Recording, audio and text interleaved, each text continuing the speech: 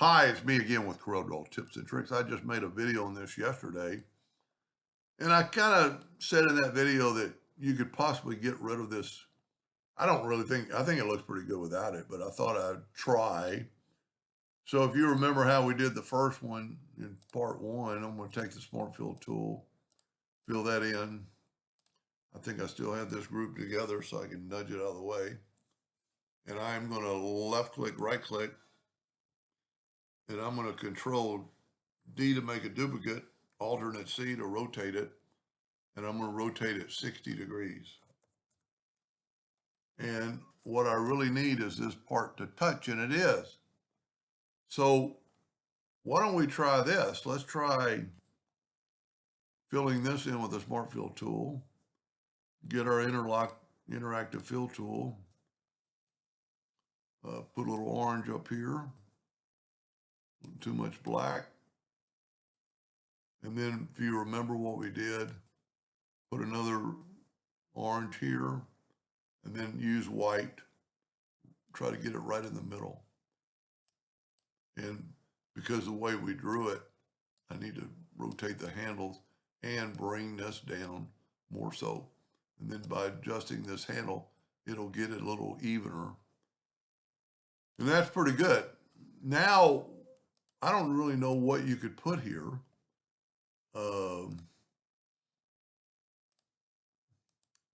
See, I got a little lake. I was afraid of that right there. But what we can do is we can take our, whoop, don't want to do that.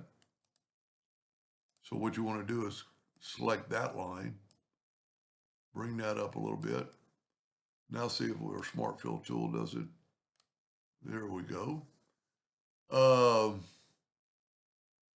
don't really know what we could do to it. Let's just try playing around and get the elliptical. You know, maybe kind of something like that. You know, maybe we could put a little orange in the middle and have a little darkness on both sides. I don't know. Now let's get rid of these lines. You do not have to hit your calculator. Let's Control G to group them together, Control D to duplicate them, alternate C to rotate it from the center, and rotate it that 60 degrees.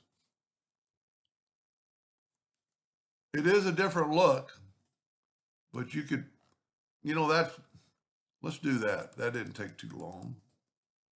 Let's take this and let's ungroup it. And let's take this item and let's go up to edit and clone it. Now I'm going to move this out of the way, and that is our clone curve. This is our control curve. I must have two.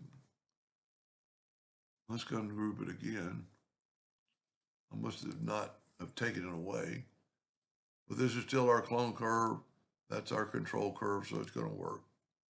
Now we can group this together, Control G, Control D to duplicate, alternate C to rotate it from the center 60 degrees. Now, this is what we have to do is take this and go up and ungroup everything. Now you can change this look and see what it's going to look like. See how I changed that? You know, you could, that doesn't look too bad. It kind of makes it look like, because of you're using the elliptical, the black is going to blacken it in. I don't think we want to use white, but that's not too terribly bad. Well, I love working with the clone tool. You know, that doesn't look half bad because it could be the inside of that. And you could always make it a different shade of orange like that. That doesn't look half bad. Now, I've learned through the years to if you get rid of this clone, it gets rid of all the clones. So take the select everything, go up to object and break the 19 objects apart, and then you can get rid of your clone. That looks pretty good. Let's see what it looks like with a black box on it. Yeah, it adds a little more detail to it. Anyway, I hope that helped a little bit. Thank you for watching.